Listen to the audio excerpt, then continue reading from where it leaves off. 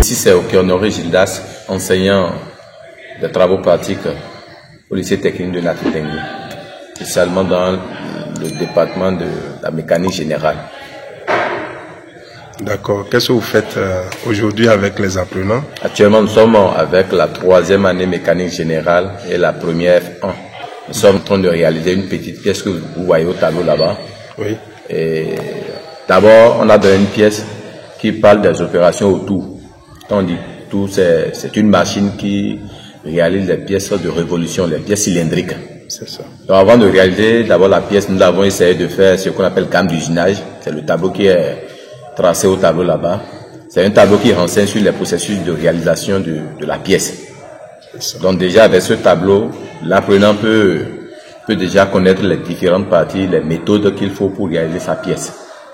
Et sur la pièce, nous avons plusieurs opérations. Nous avons le tressage. C'est une opération qui consiste à réduire la longueur de la pièce qui a été donnée. Donc après, nous avons le chariotage. C'est une opération qui permet de diminuer le diamètre. Et nous avons réalisé aussi quelques opérations qu'on appelle tronc de cône et le perçage et le taraudage. Donc à la fin, vous aurez le résultat qui a été tracé au tableau. D'accord. Avec tous ces travaux que vous faites avec les apprenants, quels sont les résultats auxquels vous vous attendez? Donc, à la fin, par exemple, comme vous voyez devant moi ici, ça c'est le résultat de la première pièce. Ici, par exemple, c'est fil à plomb. C'est souvent ceux des BTP qui utilisent ça pour mesurer ou bien pour prendre distance. Je parle des trucs là, ceux-là qui font réalisation géomètre là. Ah bon? Ils utilisent ça souvent pour faire des opérations.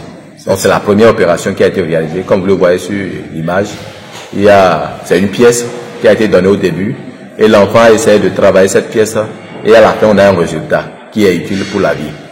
C'est ça. Donc nous sommes actuellement sur TP numéro 2 qui consiste à réaliser aussi une pièce. Ici vous avez remarqué qu'on a fait une opération qui ressemble à cône.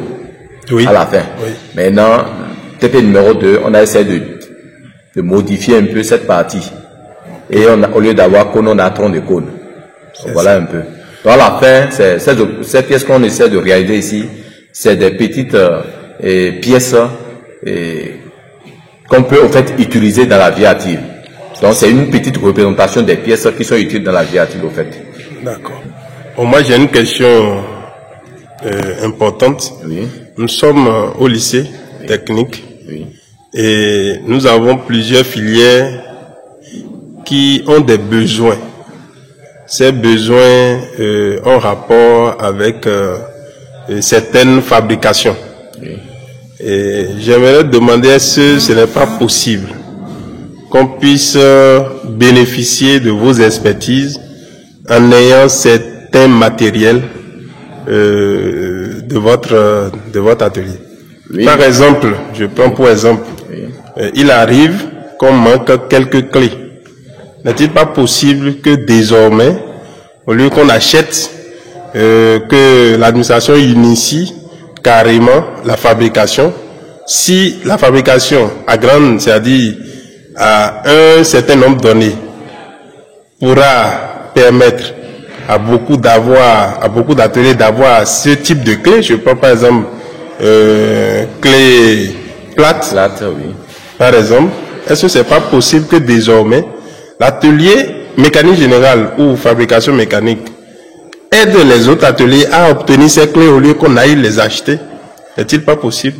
Oui, merci beaucoup pour la question. Bon, je suis pas là d'abord pour vanter la mécanique générale, mais je peux déjà vous dire que c'est la base de toutes les filières d'enseignement technique. Si c'est pas que, bon, les gens essaient de minimiser un peu l'atelier, vous avez parlé simplement de la clé plate. Il y a plusieurs exemples. Même quand on voit par exemple les matériels didactiques du professeur, nous avons ce qu'on appelle le compas. Il y a un dispositif qu'on peut essayer de faire truc là. Nous on peut faire tout ça là ici. Le bout cylindrique que vous voyez où on met la craie là. On peut faire tout ça là ici. Les clés plates, ça fait même partie des notions de base d'ajustage que nous réalisons souvent tout le temps ici. En plus des clés plates, il y a plusieurs équipes. Donc pourquoi on vous laisse et on va acheter les clés, c'est pas ailleurs? Bon, ça dépend de la politique de l'administration qui est en place, aussi de la confiance qu'il a pour l'atelier. Et c'est en même temps une occasion pour nous pour demander aux administrations ou bien à notre administration de penser à cette idée. Au lieu d'aller dépenser de l'autre côté, on peut déjà nous associer pour la fabrication de certains éléments ici qui seront utiles pour les autres filières. Est-ce que si l'administration s'engage dans cette initiative, est-ce que ça ne va pas lui coûter cher? Bon, pas tellement. Si elle nous associe, je crois que ça c'est une bonne idée et ça c'est même plus économique.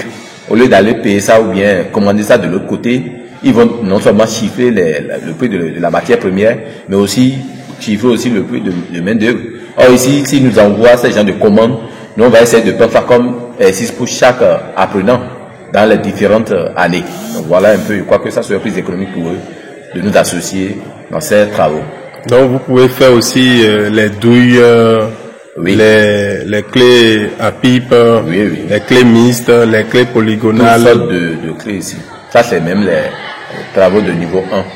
Et les pinces aussi. Oui.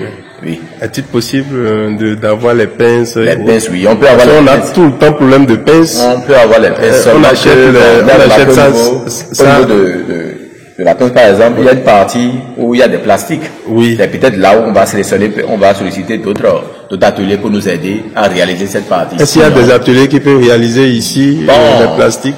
On peut peut-être penser à ceux je prends par exemple le cas de l'électricité. Si, comme ils utilisent des tuyaux et consorts, ils peuvent créer un système pour protéger là où la main peut garder pour pincer au fait. D'accord. Est-ce que vous avez un mot de fin? Bon, merci d'abord pour votre passage dans notre atelier. Et en plus d'être enseignant de TP, je suis aussi enseignant en dessin, aussi en mécanique, et je parle de résistance des matériaux. Donc je profite aussi de l'occasion pour solliciter les parents qui veulent vraiment renforcer leurs enfants. Le niveau de leurs enfants, ils peuvent se rapprocher de nous. Je crois qu'on est disponible à les aider. Et j'exhorte aussi les parents qui hésitent à envoyer leurs enfants en mécanique générale au lycée technique de Latitengu, que vraiment c'est une bonne filière. C'est une filière vraiment c'est vrai qu'on a des équipements qui coûtent. Mais si un enfant fait ça à la fin, l'enfant sort toujours gagnant. D'accord. Merci beaucoup. De rien. Merci de nous avoir autorisé votre atelier. Merci à vous aussi pour votre passage. Merci. Okay.